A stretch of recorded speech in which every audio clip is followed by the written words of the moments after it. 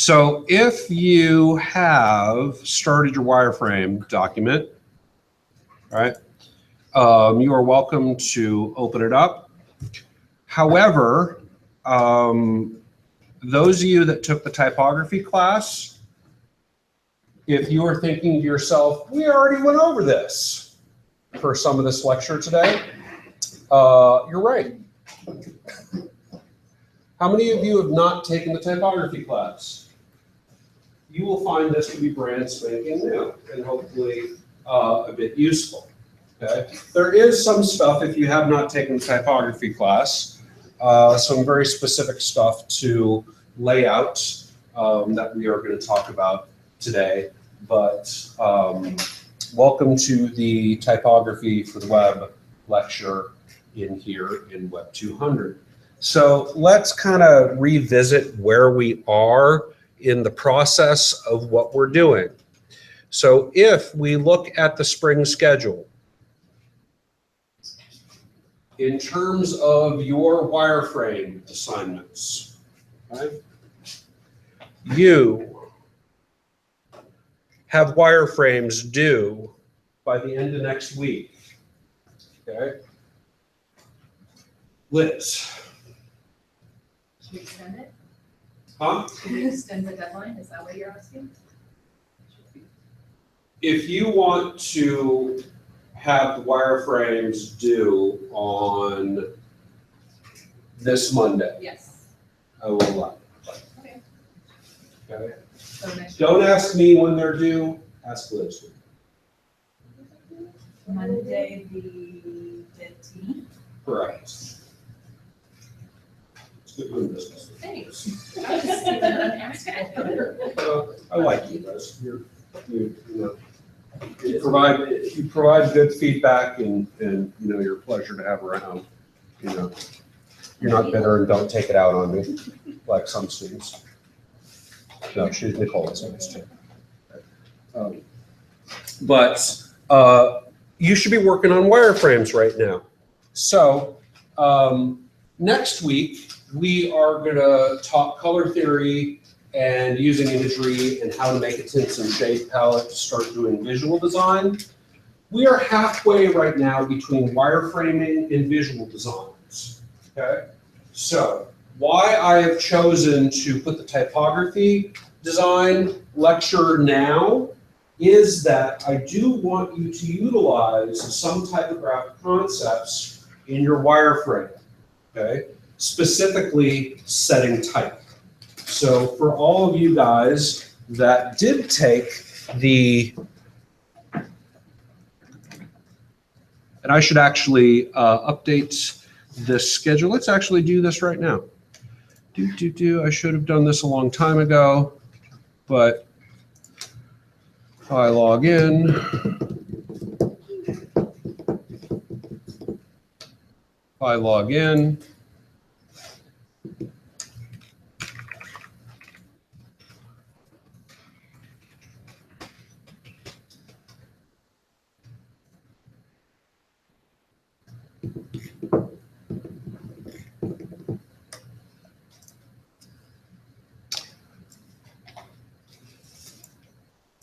schedule. It's not that boring yet, Nicole. I mean, maybe it is. Yeah. Yeah, I feel you.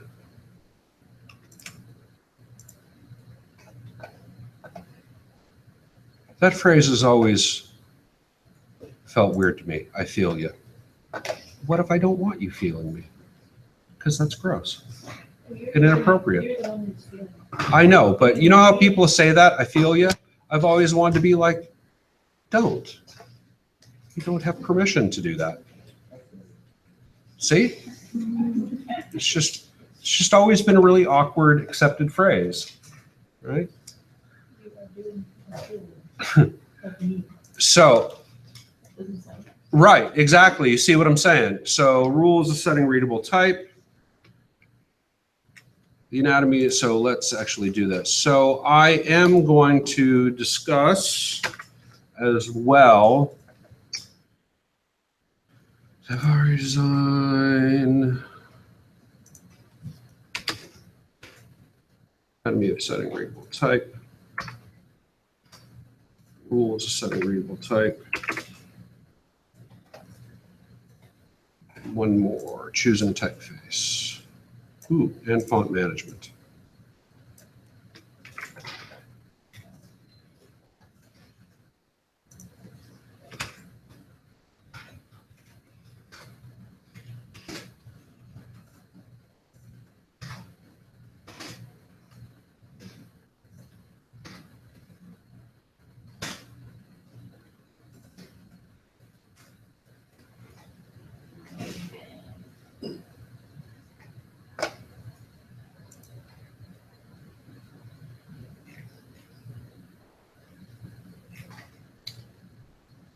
Okay, so let's go to the typography design lecture from this class, and then we'll move on to some of the lectures that are out of the typography class. Okay. Wait, what did you just change? So what I changed was I took some of the lectures out of the typography class that that I've always accessed for this lecture, but why I didn't have links on my schedule to them, I don't know. So it's not you, it's me, Liz, in that case. Okay. So typography overall. Well, what is typography? Typography is the art and technique of arranging type design, modifying types, modifying type glyphs. The arrangement of type involves the selection of typefaces, point size, line length, leading, line spacing, tracking, kerning, on and on and on. How to set type, space before, space after, right? So on and so forth. So where it comes to the artistic side of web type, so we're going to split this into kind of artistic versus functional. In your wireframes, I want you to implement the functional side of typography. So in your wireframes, I do not want you to explore choosing different typefaces for branding and for look and feel at this time. In your wireframes, and this is on tape, right? So in your wireframes, I do want you to set headlines and body copy and list items and that kind of thing in your wireframes. Does that kind of make sense? If it doesn't, we'll talk about that and I'll show you in the wireframe demo what I want you to do. Okay? So, but let's talk about the roles of typography as it relates to a website. Okay, so from one of the I think either the Zen CSS or the CSS Garden book, I pulled some of these principles out a long time ago. But we can basically break the role of typography, right? So if typography is the art of choosing a typeface, right? Why would you want to choose a typeface that's a rhetorical question at this point in time. Why would you want to choose a typeface for one instance versus a different instance? Well, to answer my own rhetorical question, what if you're working on a country western poster, right? Versus working on a poster for something really corporate and Microsoft-y, right? For the country western poster, you might want to choose typefaces that look country western, right? Versus a poster for something kind of Microsoft-y, country western fonts might not be appropriate for a poster out at Microsoft unless it was some kind of country western event at Microsoft. Does that kind of make sense in just a rhetorical sense? Okay. So in terms of, let's just address that really quickly. So in terms of then choosing a typeface, so that's all I put into the lecture was the schedule was links, so I don't have to go to, you know what I'm saying, right? So in terms of choosing a typeface, why might you want to choose one typeface over another? Well, again, this is out of the typography class. So all of you that took the typography class, I'm going to expect you to answer all these questions. Ready, Anna? Yeah. So, readability.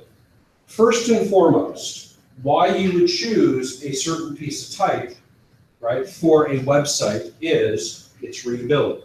In other words, let's see if this website is still up.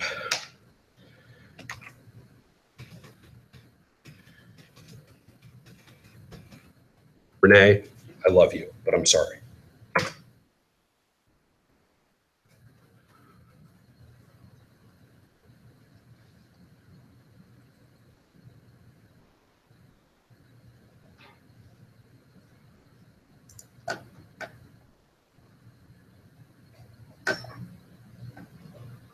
Well, it doesn't look like the, let's just go to the next page of Google. Come on, be up there. Damn it. I hate when something is taken down that I rely on. Well, let's say it like this. Choosing a typeface. Again, Renee, I'm sorry. Gary, I'm sorry, right? But is the choice of this typeface here appropriate for this logo? No. Now imagine if this was the body copy. Let's see if we can recreate that. Because the website had it as the body copy.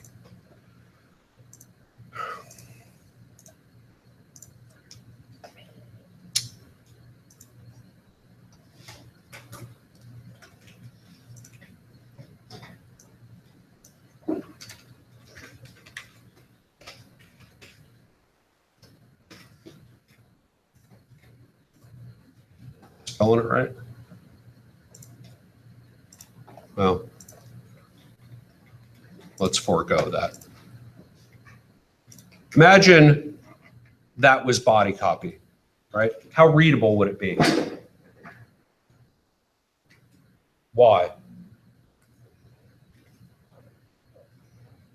Why would papyrus be not readable as body copy? It almost has like a texture to it, and it's also really lightweight.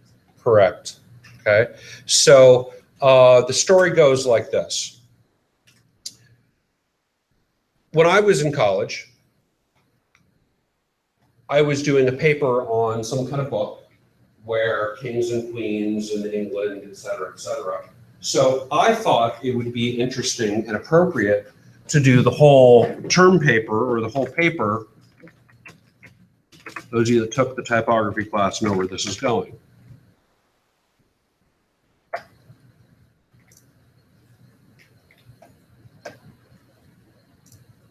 In this typeface.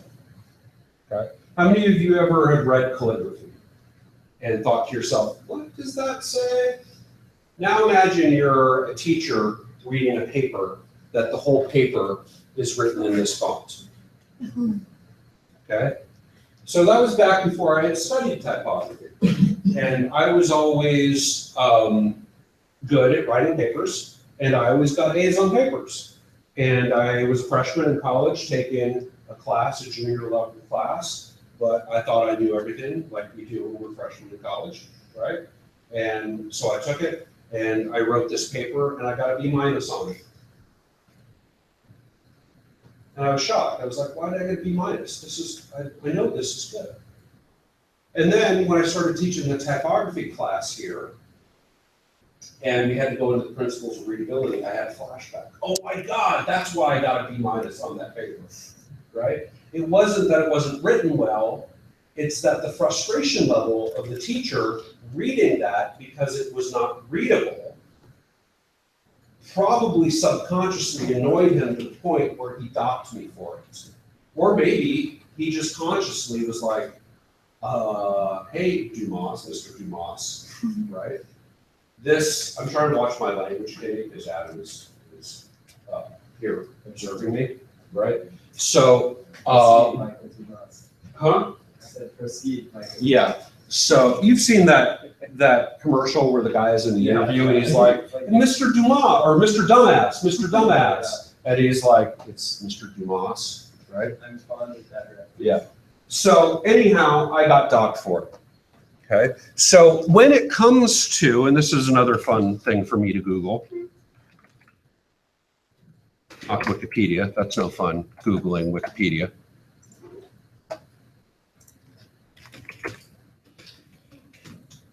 But if we take a look at the page for readability on Wikipedia,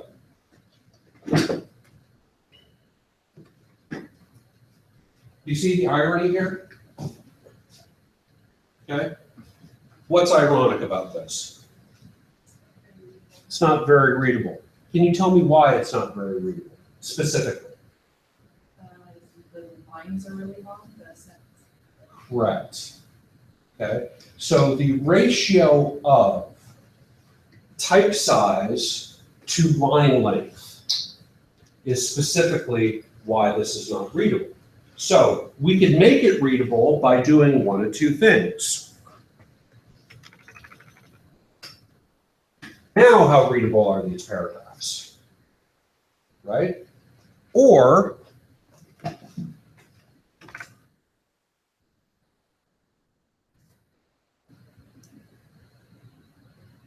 now, how readable are these paragraphs?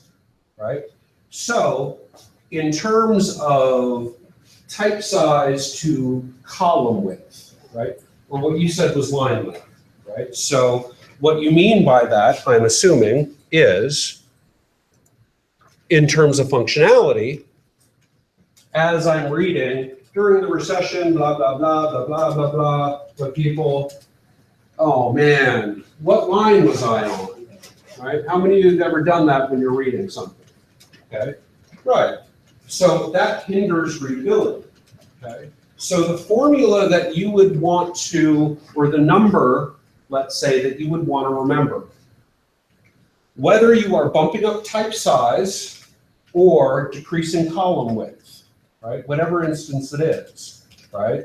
You would want to make sure that the column, the character count per column does not exceed 80 characters, okay?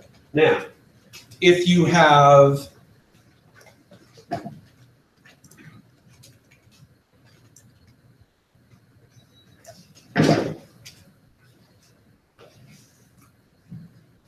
(15 to 20 characters as well, that's also not readable. So the formula I typically go by is between 40 to 80 characters, okay? But on the web, right, if we have a certain role of typography in terms of body text, right, so where readability then comes into play for the role of typography on a web page called body text. Body text is the text that'll make up the majority of your editorial content and should first and foremost follow the principles of readability, okay? So body text, paragraphs, this is another formula. Be kept to a line length of approximately 66 plus or minus 10. I can't remember what book I got that from, but I did get it from a book somewhere, right? So that would mean, right, 56 to 76, right? Okay, I would say 40 to 80, 50 to 80, somewhere in there, right? But again, it's all relative given the instance. So if you have text that then needs to be read paragraph after paragraph after paragraph after paragraph, right? Reading text paragraph after paragraph like this is going to be relatively hard, right? However, if you only have to make out a couple of lines, right? Think to yourself on the home page of a website where they have widgets and they have small lines of text, right? If you only have a certain number of lines to make out and that's it, readability is not really infringed upon, right? Because you can make out those 2 to 3 lines of text and move on with your day. But if you have to make out a complete article like this, you're not going to be very happy. Does that make sense? Okay. So that's readability. So between type size to column, right? Character length, number of characters per line, right? Type size, meaning, well, it was more readable when we bumped up size, true? Why? Easier to see. Easier to see. So that kind of assumes the environment of you're a student in a classroom looking at a projector. So therefore, in that environment, bumping up text size would be the more appropriate choice, right? But if you were on a phone or on your laptop, right, maybe this type size is a little too small, but I wouldn't bump it up. In other words, here in the classroom, bumping it up like this might be appropriate because you're set kind of far away back, right? And it's on the screen like this. But if you're on a phone and looking at this, maybe how it's actually going to look in the viewport to you is like this. Okay, that may be readable, or that may be just a little bit too big. Okay, so this is where between then the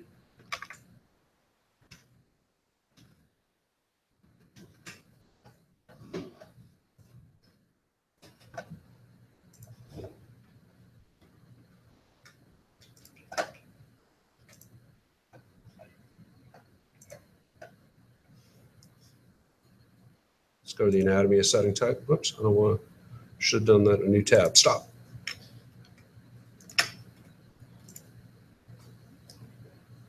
So type size to column width, right? If you have a column width that is 620 pixels, again, if you are using the 960 grid system,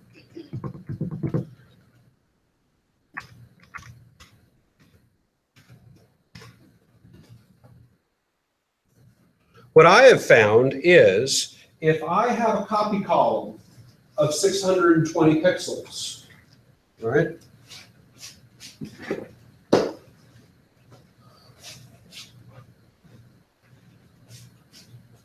Knew I should have brought a marker in today.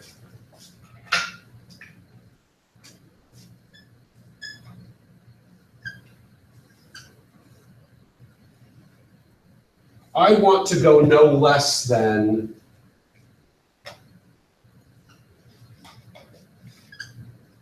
16 pixel size copy, right? So an appropriate readable range for body copy might be 16 to 24 pixels for a copy column with 620 as read on a desktop monitor like this, right? Hey, Kimmy, can you do me a favor, since you're closest to the door? Go to the computer lab and see if they have a black dry erase marker they can float me, Yes. please. Huh? You have one? Yeah. Let's just have him do it, and then we'll leave it in here. So, thanks, Amelia. The next thing, so this is then type size. Okay. The next, and so for those of you watching this at home, I'm drawing on the board. Sorry. It would be really awesome if this whiteboard right here was one of those whiteboards that hooked up to the computer that then I could, you know what I mean? So Lisa, if you're watching this, buy me one of those. So type size. Thank you, sir. So the next thing would be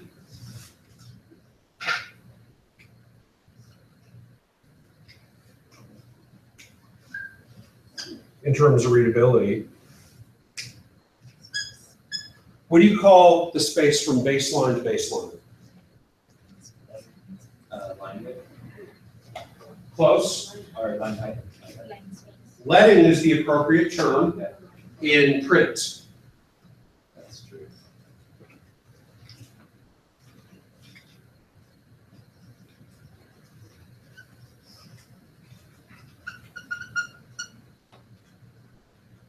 What's the term in the web world?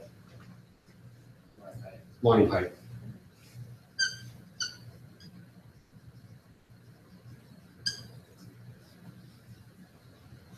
So, for instance,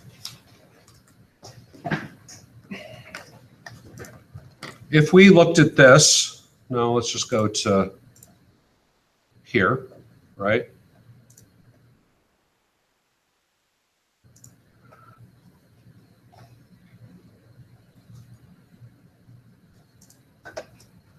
And you may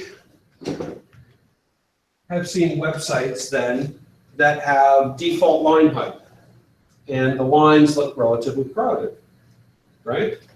True? Okay.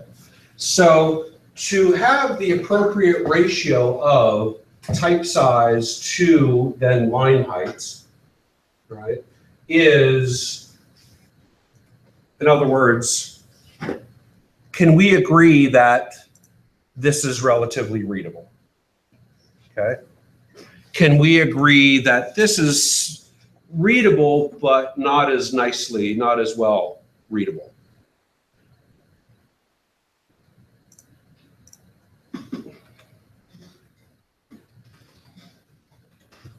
What about now? Less, okay? So the rule that I adhere to, you can see for body copy is 150%, okay? So if I had, for instance, 16 pixel body copy, right?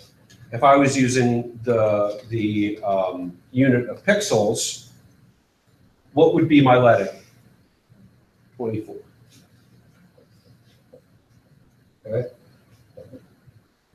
Bring it to the lowest common denominator. That's what I call the 2/3 rule. Okay. Or the 1/150, right? So if you were doing it in M's, 1/1.5. Make sense? So in terms of body copy, right? 620, 16,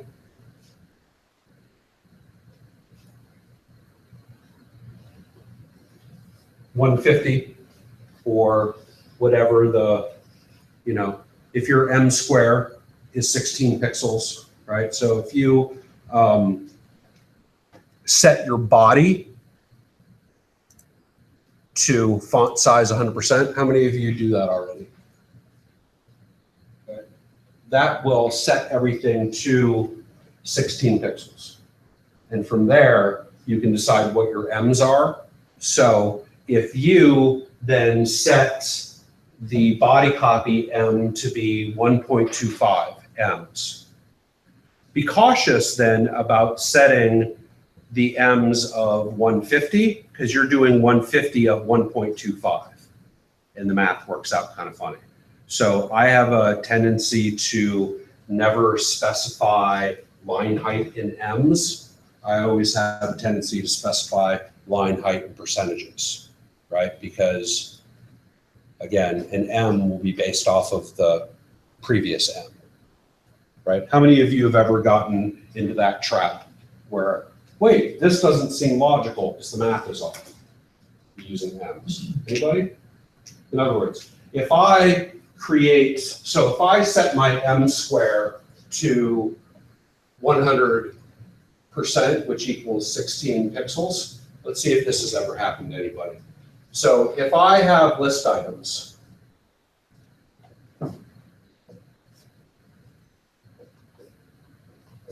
right? And I set these list items to 0.875 EMs. How big is this type right here?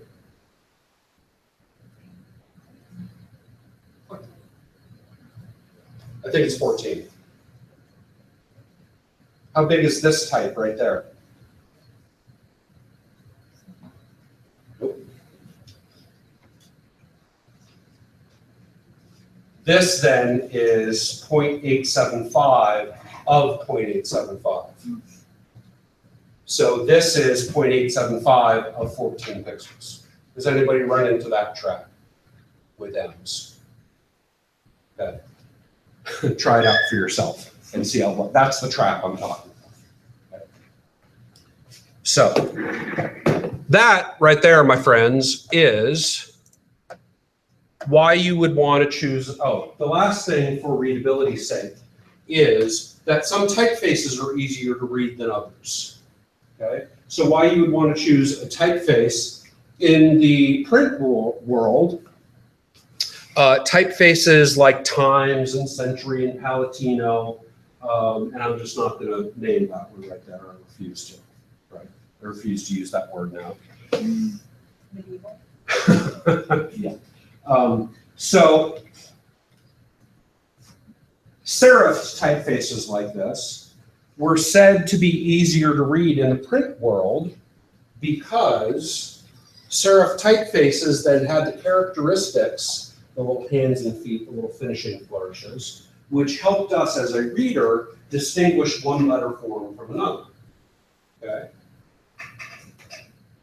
That assumes that the resolution of the document that we are reading is high enough that those serifs can actually be accurately rendered.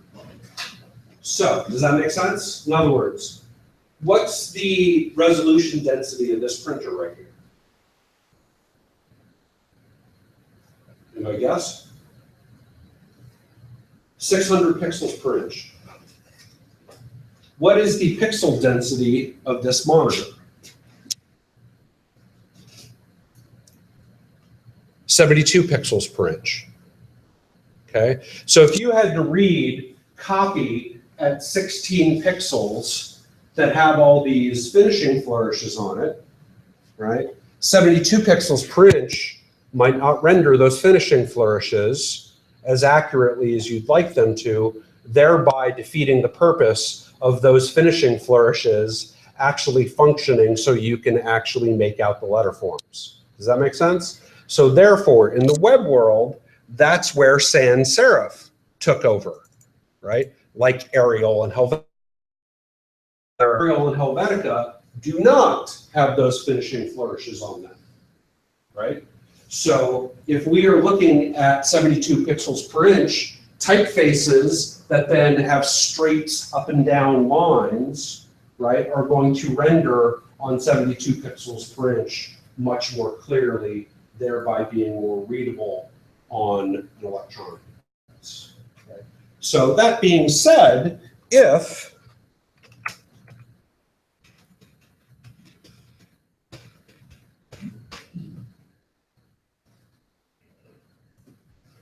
we look at something like Smashing Magazine,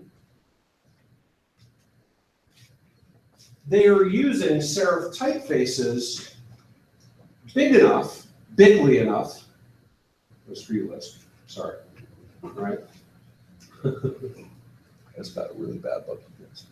So they're using it in a big enough size to where those finishing flourishes render accurately enough, thereby we can distinguish the letter forms.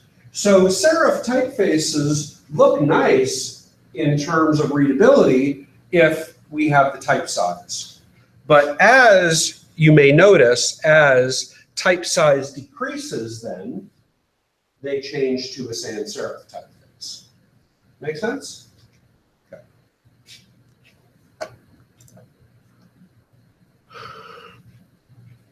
Emphasis. See what I did there? The effect of visual punctuation? Bold. Very visual. Yeah. Right. So you may then want to use bold versus light versus regular in certain instances. So if you use a set of type called a font family, right, where you have, let's see if Suitcase will load. Let's try this right now. So we have Suitcase on these computers, which is our font management program. It wasn't loading the other day. Let's see what it's going to do. It should be located under Adobe with Extensis. So if I open up Suitcase Fusion, let's see if it's going to say your server failed to obtain a product license. Please contact your administrator. So if I quit that, and now after I've opened it, I try to go back and then authorize.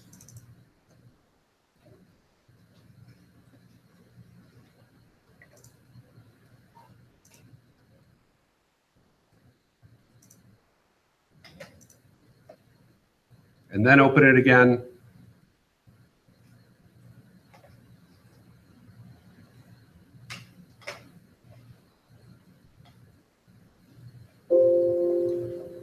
Server credentials are no longer valid. That's what we were getting. Skip this. Okay. All apps.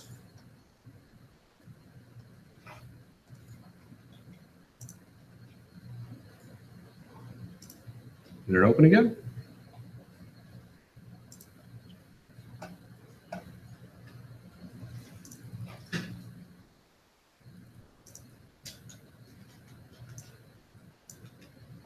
So you may want to, well, let's just go with Arial because it's opened. Okay. Arial black versus Arial bold versus regular. You may want to choose the regular weight.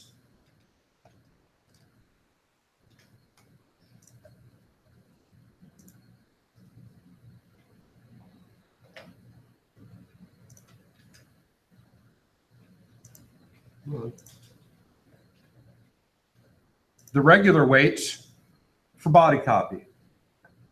You may want to use bold for headlines. You may want to use black for special purposes, right? So for instance,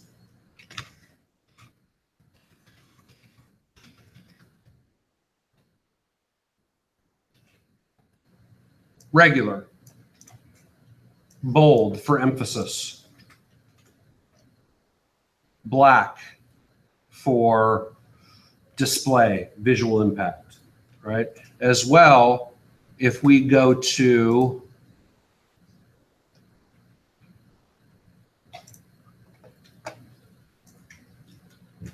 I've tried using Arial black for the headlines, but it's too thick.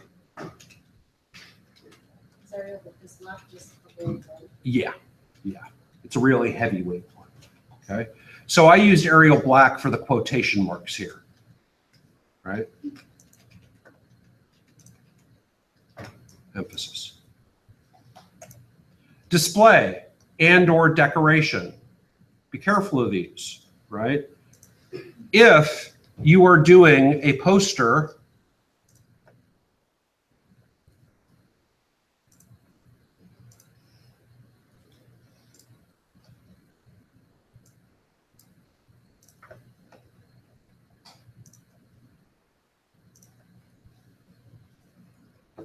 for band's Dirty Square Dancing video release party, I was in a very inappropriate band, Andrea. I'm sorry. That's where it all comes from. I quit the band. I may want to use a font or a typeface like Rope, or I can't remember what this one is, but it's cowboy-esque, right? Choosing a typeface for decoration or display. right? We'll talk about genre here in a second. But basically, again, when I choose a typeface that has a certain look or feel to it, right? That, maybe I'll talk about genre right now, that evokes a certain culture, like Cowboy Western, or a certain period in time, Art Deco, or the 20s or something, or England, London, right? I'm representing a genre. So choosing a typeface for purposes like that, for a poster like this, is appropriate. But again, using rope on your website because you think it's cool may or may not be appropriate, right? Again, if you're going for the cheesy poster look like this, right, it may be effective. But if you're using it just because, in other words, if you're using papyrus just because you think it's cool, what's the genre? Where should papyrus actually be used? Not true. Egypt. If I'm watching a documentary about Egypt, and they're showing me places on the map, and they're calling out places on the map with papyrus, they're doing it correctly. I would still be upset. No, you shouldn't, because In that context. but in that context, papyrus is the right choice of typeface because papyrus is supposed to represent papyri scrolls from Egypt from that era. Therefore, whether you like it or not, Kenny, it's the correct typeface to use. Or it could be the correct typeface. It is an acceptable typeface to use. Now, if you're a yoga instructor or a painter, what am I saying here? I may put papyrus up on your walls. That's not what I want, young man. I want regular paint and not papyrus wallpaper, right? Now, if I was representing myself as a wallpaper guy that was going to wallpaper your house with actual papyri, I could use that. But if I was a yoga instructor, I should not use this. Every time I come to school and I take the elevator to the 3rd floor and walk down the hallway, and I'm walking and I'm like, not looking at it, not looking at it, not looking at it, not looking at it, because everybody in the humanities department has printed out from the printer signs on their doors using papyrus. I want to rip them down. I've never noticed. I'm gonna notice it now, though. Thanks. Kills me. Why don't you offer to make new ones then? Because, look up 26/B for that answer. The guy who was asked to do a poster for a missing and lost cat. I'm just suggesting that if it bothers you so much, then it might be worth your time To rip them down and burn them, because they're papyrus. They'll probably burn pretty well. I'll just reprint it. I know, I know. Again, I go and I try to build snowmen.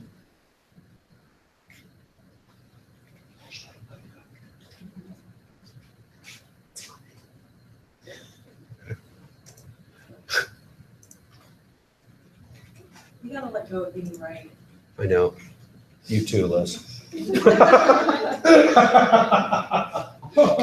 Takes one to know one. Okay. So in terms of body text then, right, we're talking about paragraphs of text. Okay? So your body text first and foremost should be readable. I would suggest starting with Arial, and Arial is fine. Okay? If you are using a quirky typeface for your logo, or in other words, this is what we talk about in the typography class as well. If you are doing a logo that you've used Trajan and Universe, right? Trajan is probably a really appropriate font or typeface for your headlines. This is Universe 47, which is a light condensed version of a typeface, right? It's probably too delicate to use for body copy.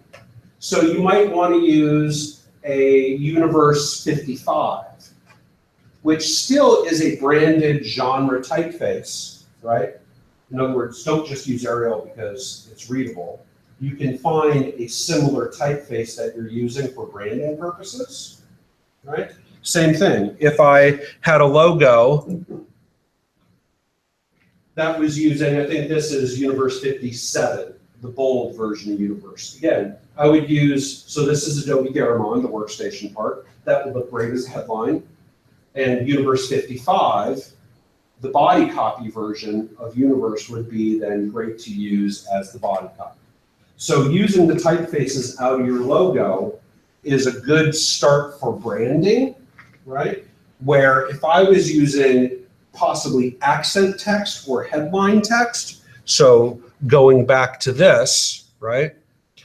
So we've just discussed body copy, probably a little bit too long, but nonetheless, body copy is incredibly important.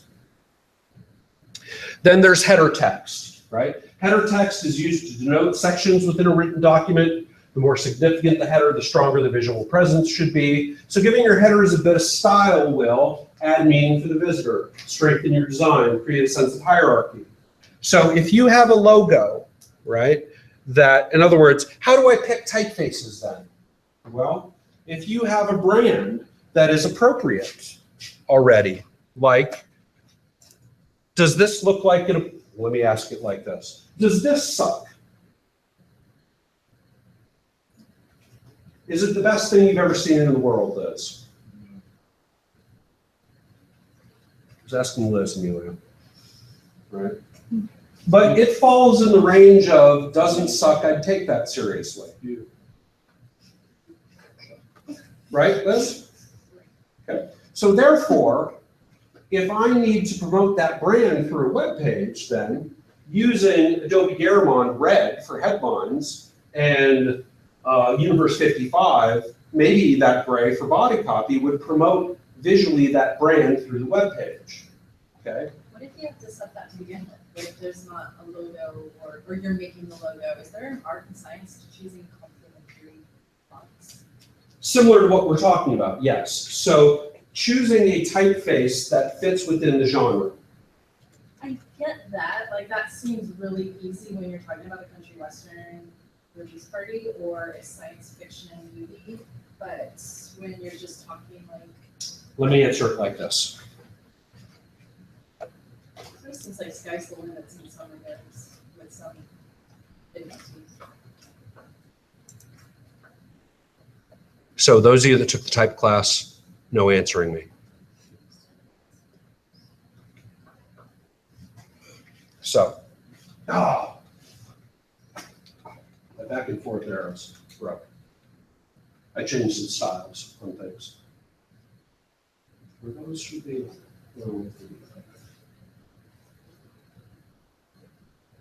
You've seen this logo? Don't bother with this, but let's talk about Edwards and Jones. So, describe this typeface. Well, first of all, what is Edward Jones? It's an investment firm. Okay. So, what does that investment firm have to do? Great. So, as somebody who is going to choose that investment firm, you probably are choosing an investment firm for reasons. True? Have that in your head. Edward, that typeface right there. Describe it to me. Okay. So newspapers are?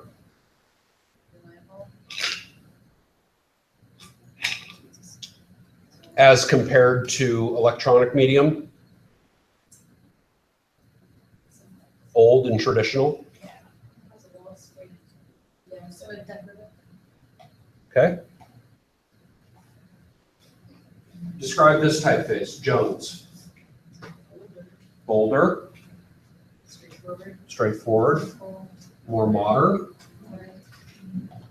Therefore, traditional, stable, old school, reliable, I think was one thing you said. Modern, adaptable. So what do you want from your investment firm? So when you're choosing fonts, you just look. What do you want from your investment firm? Pretty reliable, traditional, and modern. Okay? You want a firm that's been around for a long time, that has a proven track record, that is reliable, that is traditional, yet is modern and flexible enough to navigate this environment, whatever it is, to make money for you in this new economy, right? So to answer your question, that's part of how you choose. There are many, many different variables that go into it, but that's where the typeface speaks to me, right? It communicates something. So again, why papyrus for a certain instance? Because it communicates papyri from ancient Egypt. So if you're trying to express and communicate the genre of papyri from ancient Egypt, papyrus is the font to use, no question. If you're a yoga studio, does your yoga studio smell like mummies? Right? That's not what I want out of a yoga studio. So go ahead and ask her. Does that make sense to you? Does that answer your question? That makes sense, but I feel like when I sit down to choose a font for a website, there's a billion fonts. Correct. And sure, I can weed out a few, Uh-huh. but then I'm left with, Choosing ones that don't suck. yeah, well, and then I just feel like, yeah, that's kind of the criteria. This doesn't suck. Not that this says to me, oh, this says the website, my client to me. It's just, I kind of like that. I think that looks. And that's fine to a certain extent. Let's take this one. Why did I use Trajan?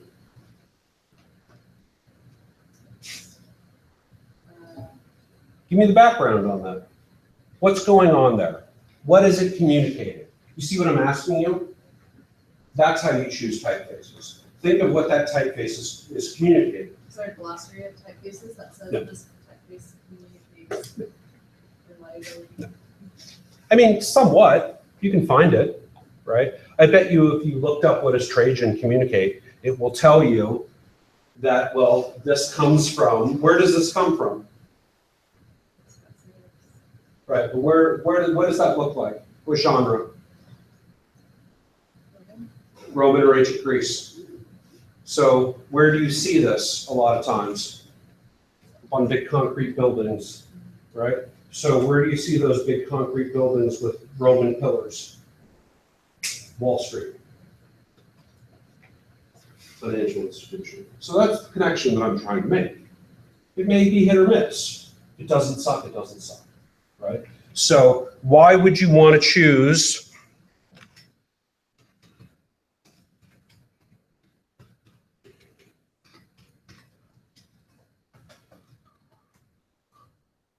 let's go super quirky. Comic Sans?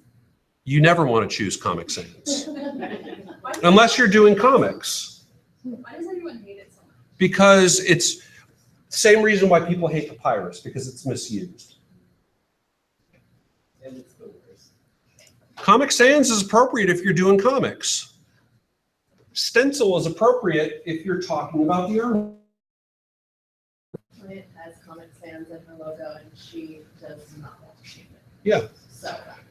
Learn, Offered her. Andrea, learn to hate yourself. So here's my question. Learn to want to die. Your client really knows everything. Okay? Who hates it is a designer, but yet it seems like the rest of the world loves it. Because they don't know any better. But what do you have to know? I thought we're talking about emotions here. What does Uh-huh. that make you feel? And what does it make you think? If it makes her happy. And Right. it seems everyone. So her sounds like- client can like it because her client doesn't know any better. And But that's fine. Ignorance designers is are gonna think it's bliss. used inappropriately. Correct, because the meaning behind Comic Sans is for written text in a comic strip. Again, yoga instructors love papyrus. They can, they don't know any better. Anybody yoga instructor? Am I insulting anybody? I'm so excited. All right, Andrea, am I insulting you? No, I don't touch it. Okay. I practice That's fine. You can practice it, just don't use papyrus, right? So again, as a designer, here's what I'm saying. The people that say, have not gone batshit crazy yet.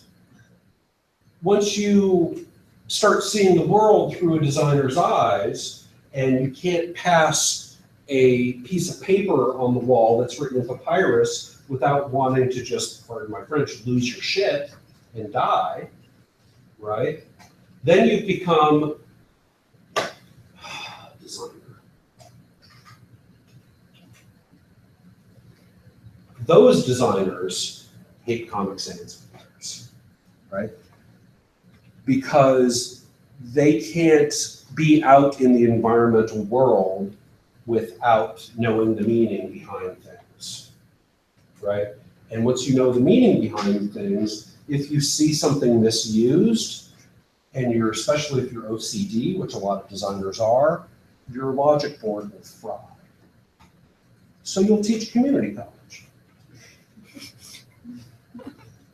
What? Yeah. Dude, I don't want to be a designer anymore. I don't want to do it. You guys can do it. I'll teach you how to do it. I don't want to do it Why anymore. can't we learn in the other classes too? What do you mean? Why are we just calculating stuff? I hate calculators. Oh, okay. Well, you're learning. So this is an appropriate typeface to choose for headlines because it has meaning, Pretty. right? It also denotes sections, right? It's very clear that this is a section and that this is a section. So by color and typeface choice, they have created meaning and hierarchy to this design. Does that make sense? So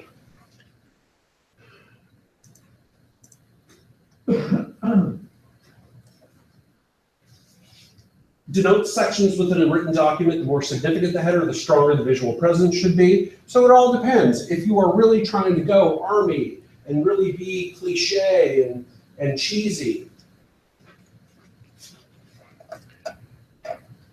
we were cliche and cheesy. We made fun of ourselves for being cheesy. So this poster is cheesy, is it not? I mean, look at her. No, I like it. But it is cheesy though, isn't it? I always thought this poster looked like a great book cover. Okay, I did not do this illustration. I bought it for $15 on iStock. Okay, so anyhow, it's cheesy. You should watch that video, and if you watch that video, Andrea, you'll be like, oh my God, now I understand Mike so much better. I feel you. What video? Huh? What video? 13th grade dirty square dancing. Oh, I've seen that. Dirty square dancing. This is a. Don't listen to the lyrics. Southern romance. I've seen that. Don't listen to the lyrics. Okay. So header should be a strong color from your palette, like red, right? So this color over top of this color works out really well, okay?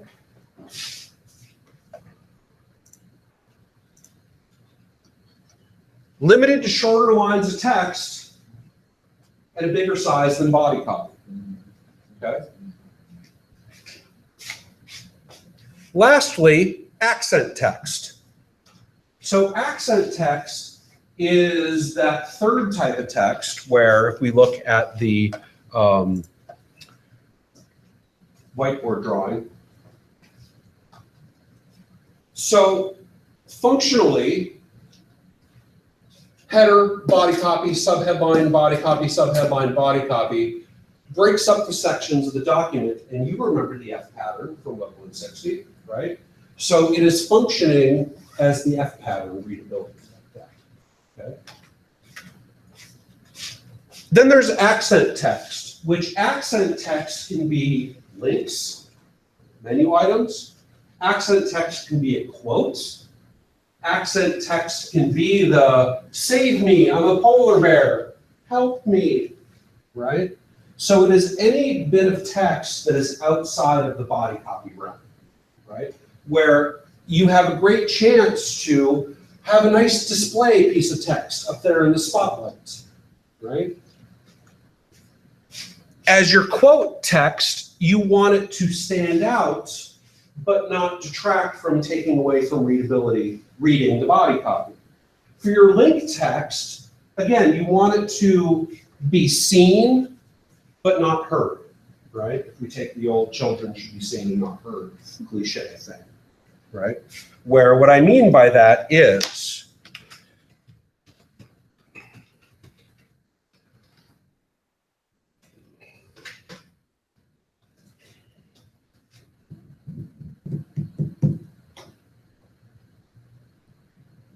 it's seen, I know it's there. It anchors me, the navigation, okay? So this is where the designer chose a typeface called Archer that looked really nicely, but we couldn't license it for the web, so we replaced it with a typeface called Square Serif. And it has a much more display type feel to it. So in terms of accent text being a big quote on the home page that you draws your attention to read right away, would you say that this does a good job of being creative and unique enough while still being professional enough, while visually being big enough, but not being so big and distracting that I'm not able to read it? In other words, does this function the way it's supposed to? Yes or no? Yes. Yes. Okay. Right? Does the navigation function the way it's supposed to? In other words, as a navigation, I am supposed to see it, know it's there, know I can go back to it, right? It anchors me. But it shouldn't be trying to slap me upside the head saying, hey, hey, hey, I'm navigation. Hey, look at me, click me, right? Make sense?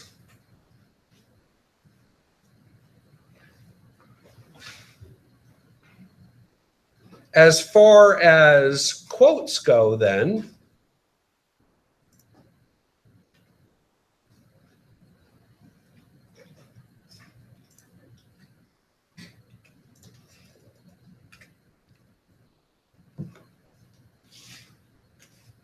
you're supposed to have it be that pull quote that it's not supposed to disrupt the reading the article, but it's supposed to be that special text that now you're reading an article, hey, this is what somebody said, it's a special piece of text, right?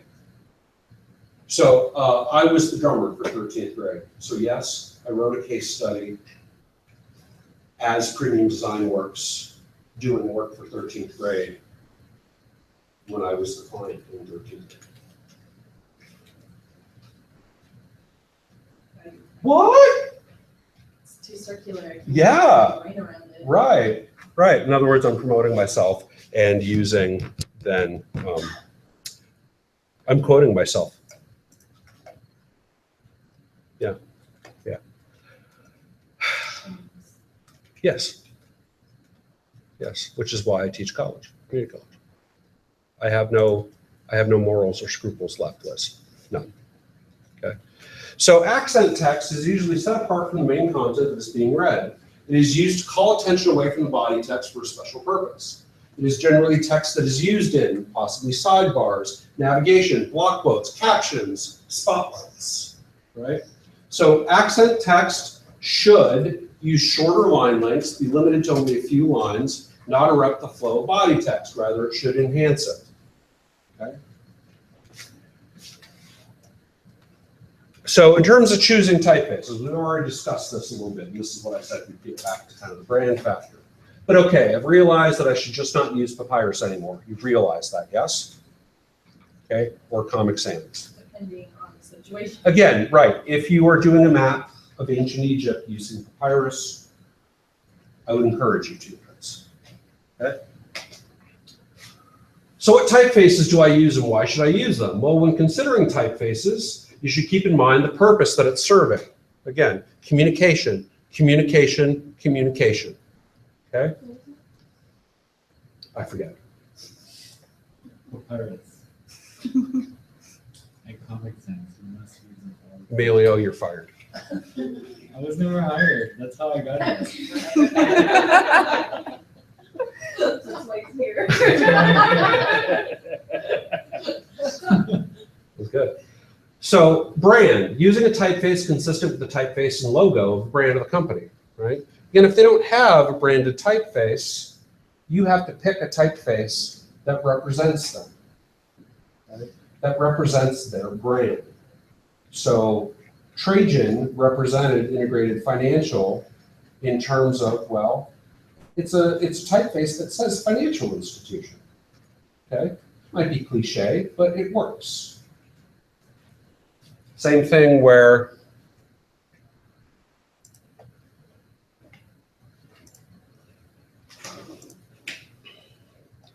Adobe Garamond. So this is supposed to be for printers, for architects, computer, right? So Adobe Garamond, where did we used to see Adobe Garamond a long time ago? AOL. I don't know, I don't think so. But you're on the right track. The Apple logo is Adobe Garamond. So by association, Adobe Garamond has a computer association to it. I'm just digging in the back pocket for tricks and utilizing them. No, I'm just going through a list of tricks, dude. I've learned how to navigate the system. And what I have learned is the creative process. I used to freak out by the creative process. Oh my God, what am I going to do? I have to be the most perfect, unique snowflake ever. Right? And then I discovered, no, what I need to do is I need to work within the system, within the guidelines, and let that direct me to a solution. And then I was like, holy shit, you mean it can help me design it? That's where you were the Ron Jeremy. Yes. I didn't know how to feel about that. Jonathan called me the Ron Jeremy of web design. And my reply was, you're not in the Facebook group, are you, Liz? These are the things you miss. You came up in my suggested friends the other day. And I was like, should I or should I not? I chose not to. I wanted to. Yeah. One of these days, after you're long gone. But nonetheless, right? He called me the Ron Jeremy of web design, and my reply was, I hate you, Jonathan. Yeah, Jonathan Pack. And my reply was, I hate you. And then he explained it where he saw it as, well, girls want to be with you and guys want to be you. And I was like, okay, I'll take that as a compliment, but his nickname is the Hedgehog. And that was just still disturbing. You know who Ron Jeremy is? Yeah, exactly. Exactly, yes. It's as far as I'm going in this conversation. Somebody told me I looked like Ron Jeremy once, and they almost got punched. Only almost? It was a student. Was it when you had the? I've also been called the hipster Danny Bonaducci. I could see that. Yeah, fuck you. You don't have the long. Yeah. So, brand. Genre. Using a typeface popular during a specific era. Okay. Readability. Choosing a typeface in order for it to be easily read. Emphasis. Choosing a typeface for visual punctuation. Display. Using a typeface to express emotion. Right. So, one way, shape, or form.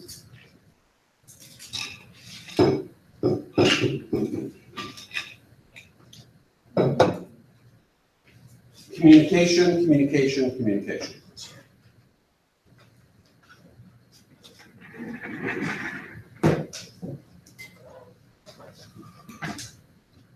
So,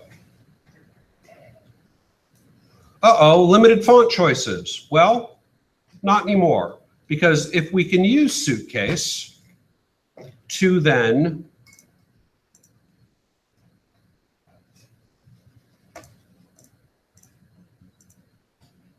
create a new set, and within that new set, this is what I was trying to do the other day.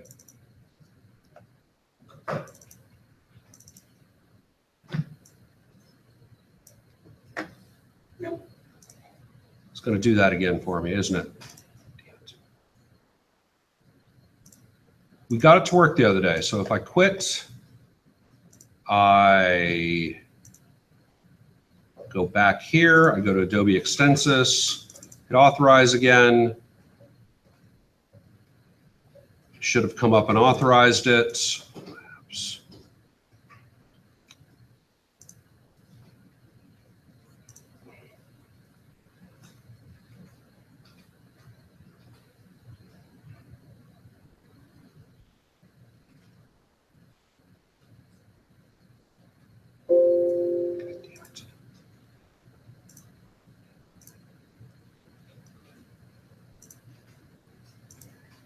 There we go.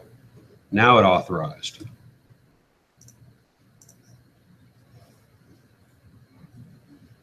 Suitcase is going to be a pain in the ass for you guys. I don't know what to tell you about that. We have to use it. If you want to use fonts on these PCs, you do. God damn it. What about Google fonts? You can use Google fonts.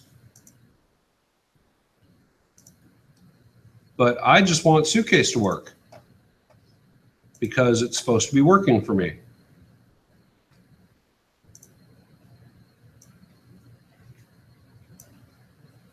There we go. Now it added fonts. Great. So you can get it to work. So felt tip Roman, right? So this is where then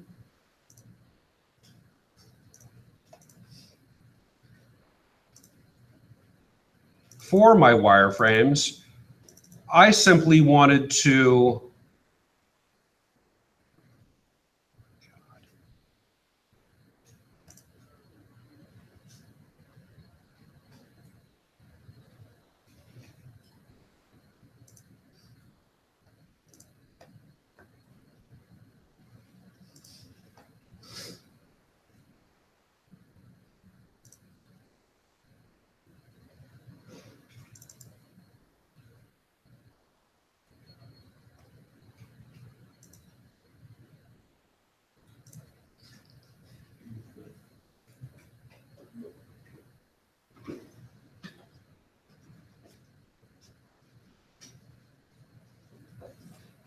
seriously, you guys, fuck.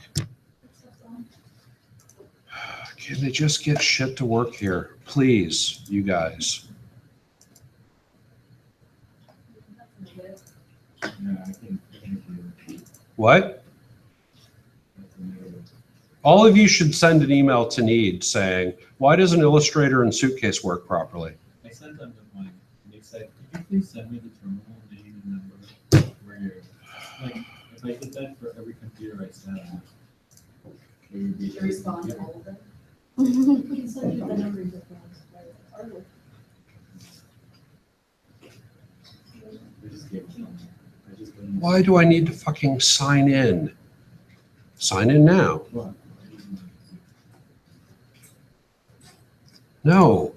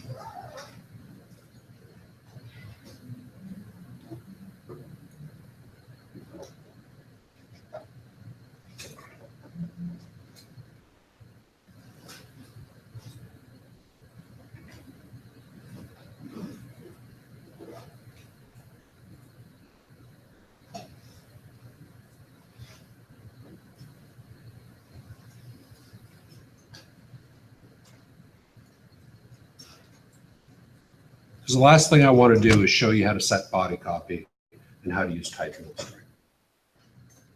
Just use a regular font. Did you draw it on the board?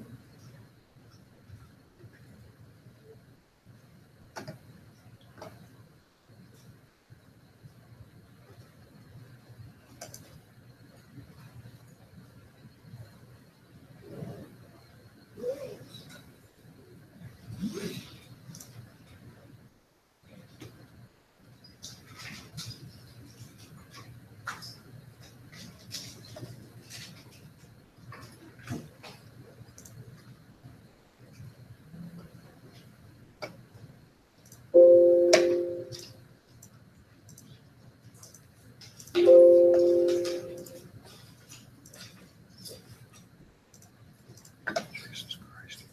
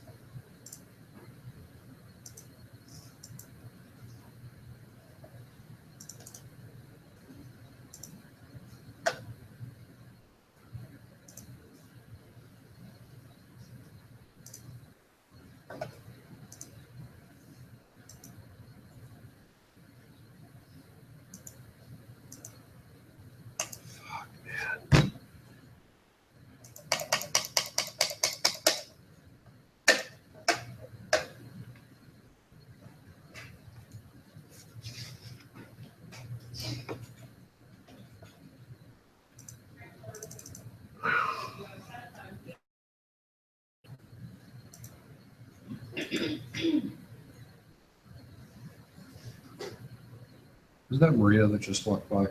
Can you go see him? Yeah. Walked into the office.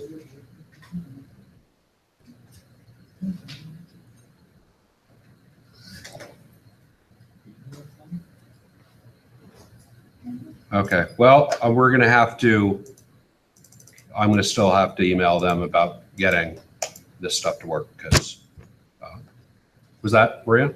Is it what she's already done? Is it just illustrated? In case you made the products? Yeah. And they've been giving me problems for about a year now. Noted. Did they? Who did you talk to? Didn't. Yeah. Initial findings. All right, well, never mind. I'll send off an email later on. Huh? Maria is tall, long curly hair.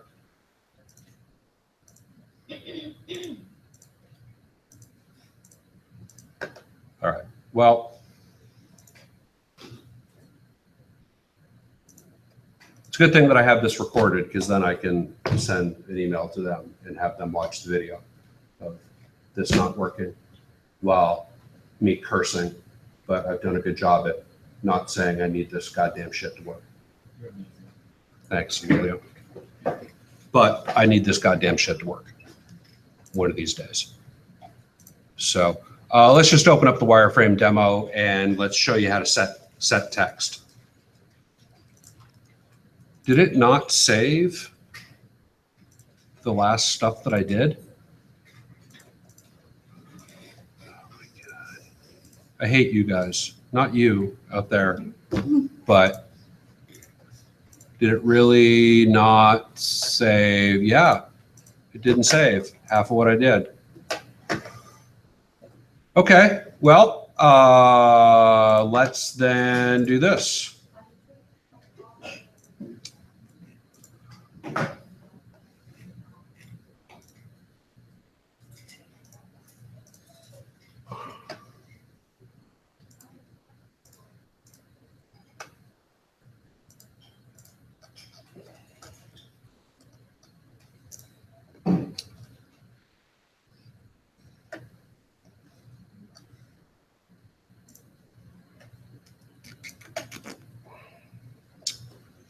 Let me download the demo from this past winter.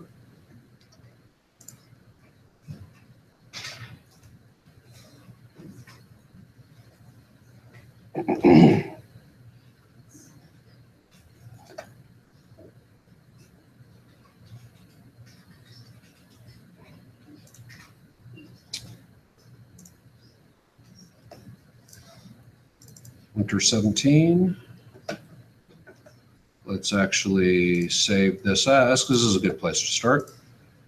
Save as wireframe demo winter 17, 200. Save. Okay, so again, if you are going to be using some kind of lorem ipsum text for your headlines and body copy,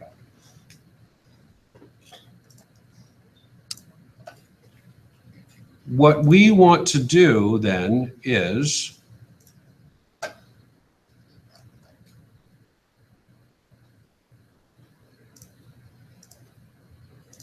close some tabs.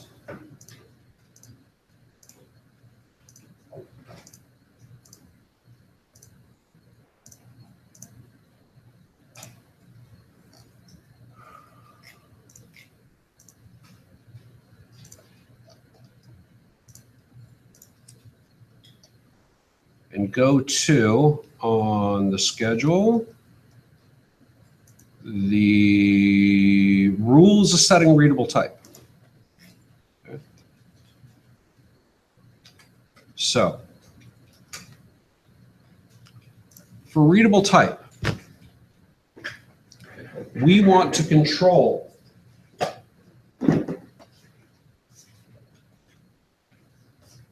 column width. So in this case, the column width was 500 pixels. So I chose to go with body copy 14/21. Now, that's horizontal measurements. What about vertical measurements? Meaning, on the web, to delineate paragraphs, right? We use space after paragraphs instead of tabbing the first line over, correct?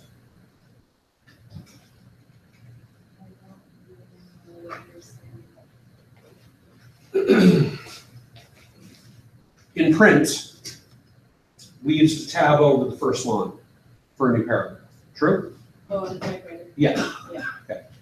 And we didn't have lines. In other words, how we knew where one paragraph ended and where another one started was because the next one tabbed over. Indented. Indented. Yes. Did I say indented? I didn't? Whatever. The thing goes that way a little bit. Indented. On the web, instead, we don't tab over. We don't indent. Why? Use line spacing. Well, I think, and I don't know the complete answer on this, but my thought is when the web first started out, we didn't have CSS. So we were left with 5 spaces, which was kind of annoying, or not. Instead, what people probably did was, in between paragraph tags, they added a BR tag. Only do that inside of a paragraph tag. Hear me now. Never, ever, ever use a BR tag after a paragraph tag to separate space between paragraphs. If you do that, I will never talk to you again. Why? Because he likes GIFs.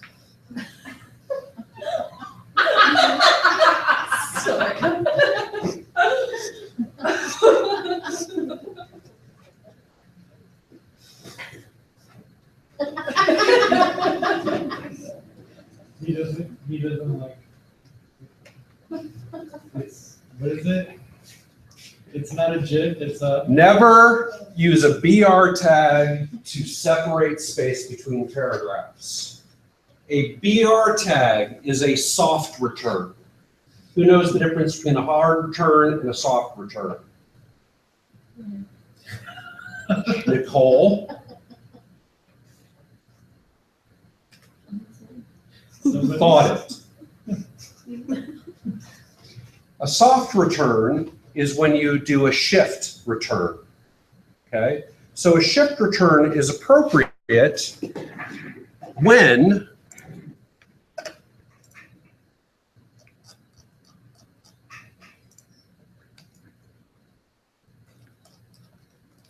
you have something like this where you want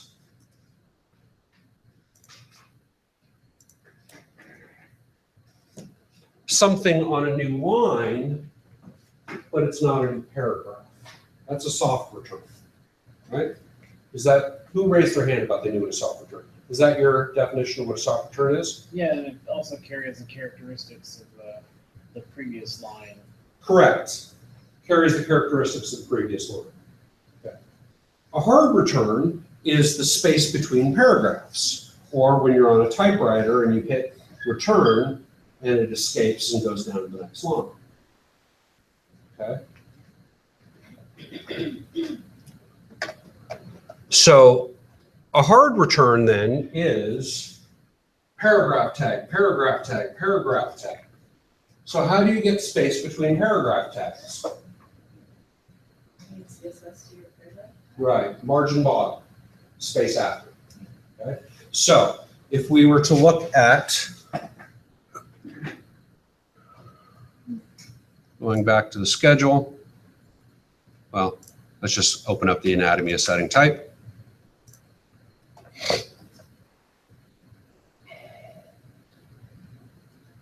So if we want space after here, what we could do is set the leading to be 32. How do you set the leading for the last line to be 32? Huh? Right, you don't. Instead, you do a margin bottom. So therefore, what you're doing is either space after or space before. Okay? So for a headline like this, you want a little bit more space before and a little bit of space after to denote that it's a headline, but you still want to associate this headline with that paragraph, right? So if we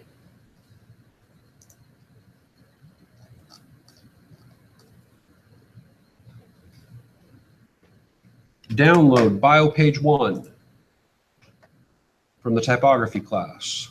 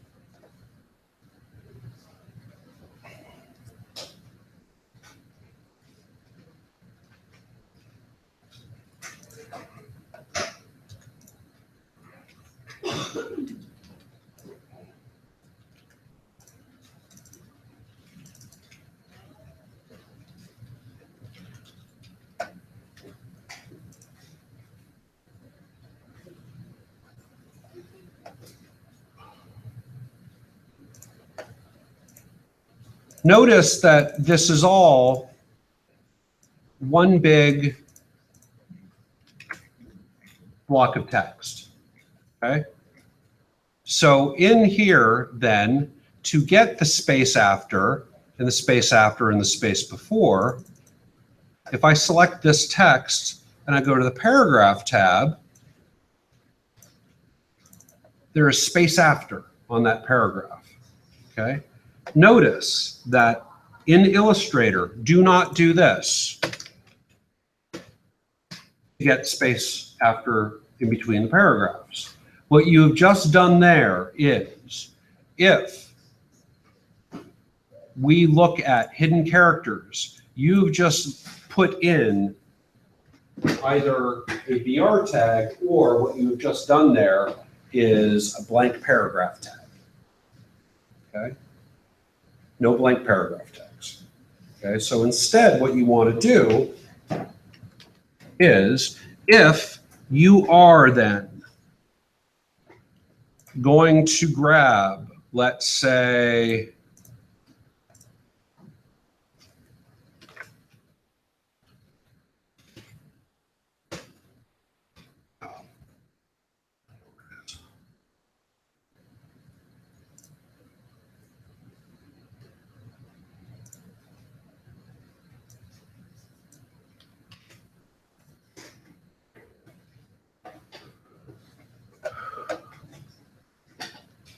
some text, and you want to then, in your wireframe demo,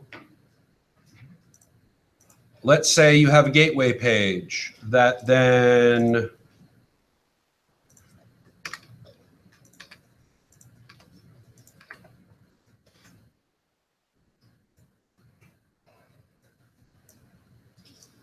you have a sidebar. I'm just going to represent a sidebar right now as a big box. And you want a copy column, right? Don't do this.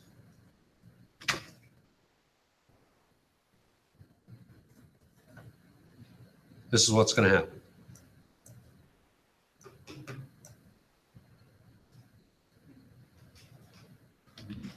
Okay.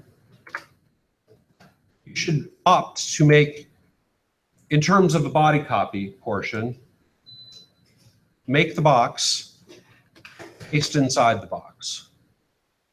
Okay. Select all.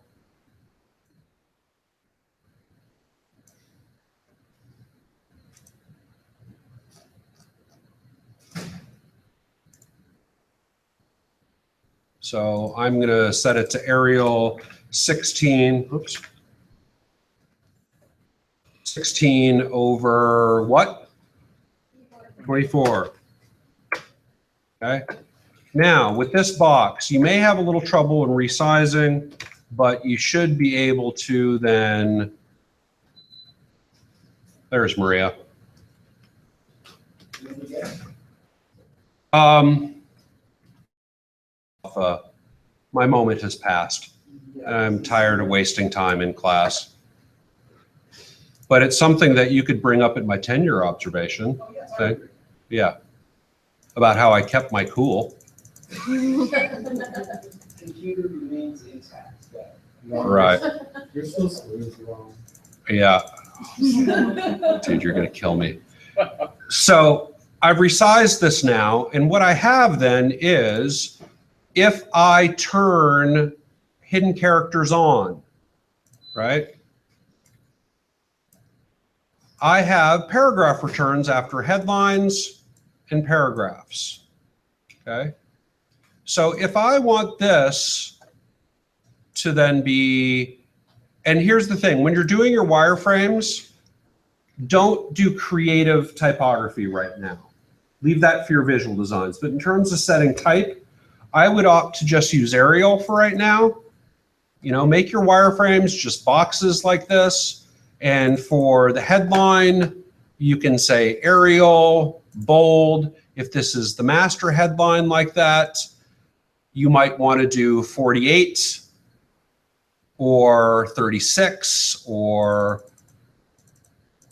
32. Let's do 36. Now, for a headline like this, what should the leading be?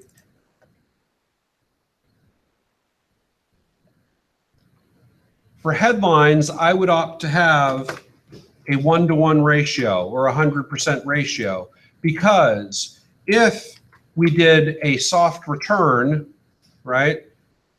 If this was 150, so 36 divided by 2 is 19, right? 18. So 18 plus 36 is 54. I think that's a bit too much space. So I typically opt to do letting line height at 100%. But if I want to put space after this now, don't do this. Do not do this. I want all of you to raise your hand. I'll show you. Amy? I will not do that. Amy? I will not do that. Amy? I will not do that. Amy, I will not do that. So instead, Nicole, fuck, I hate you guys. If I go to paragraph, I want to do a space after. I can do 10 space after. So if I want space after, right, I can put the space after I want without doing a new paragraph return. What was that, Emilio? I didn't see anything. It was Kimmy? Yeah, can't you just use the DR tag after the paragraph tag? Mike, you are an instructor, you have power, why don't you just take off points if someone does any of those things you don't want them Liz, Yes. why don't you, to? You probably will, Please. that's why it's like. that wasn't very like comforting. Liz, don't listen to them. You're my, Liz, don't listen to them. You're my favorite. Maria, suitcase still is not working. What is it? Suitcase still not working. Illustrator wants me to sign in. Okay, let me get, I'll send you guys an email. yeah, I don't need to fix it right now. Do a nice hair. I don't know what it's on.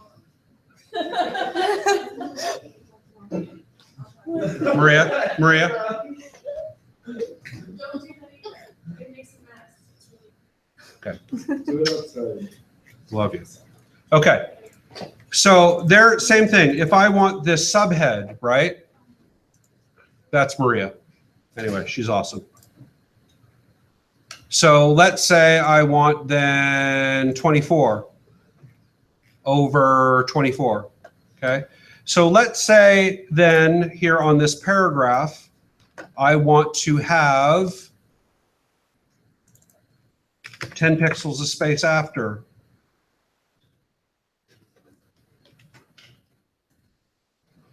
Aha, there's a paragraph return there.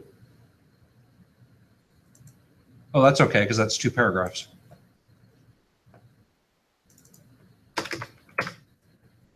Okay. What if I want a little bit more space above this headline?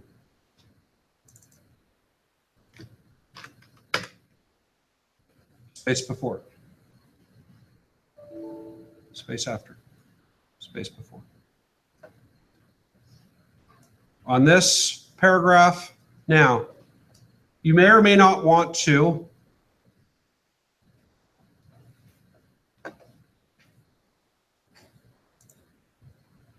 do styles.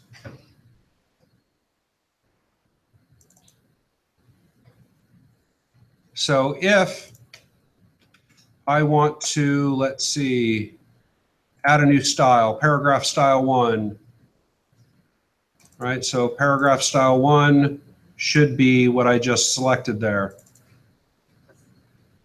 General 16 over 24, Arial 16 over 24, space after 10, okay? So now if I select these, give me a few more minutes.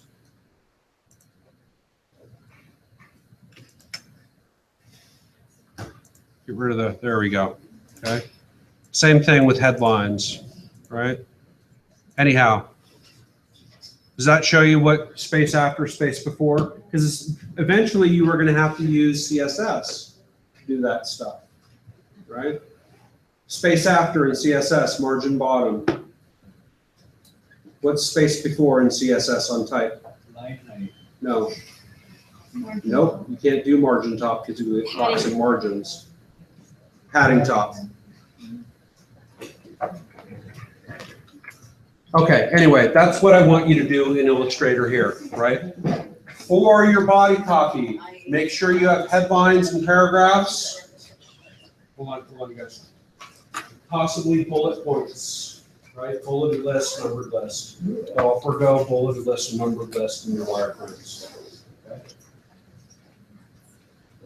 But those of you that were in the typography class have to do all the block quote, ordered list, numbered list, and I would deduct points. I don't see it in there. What?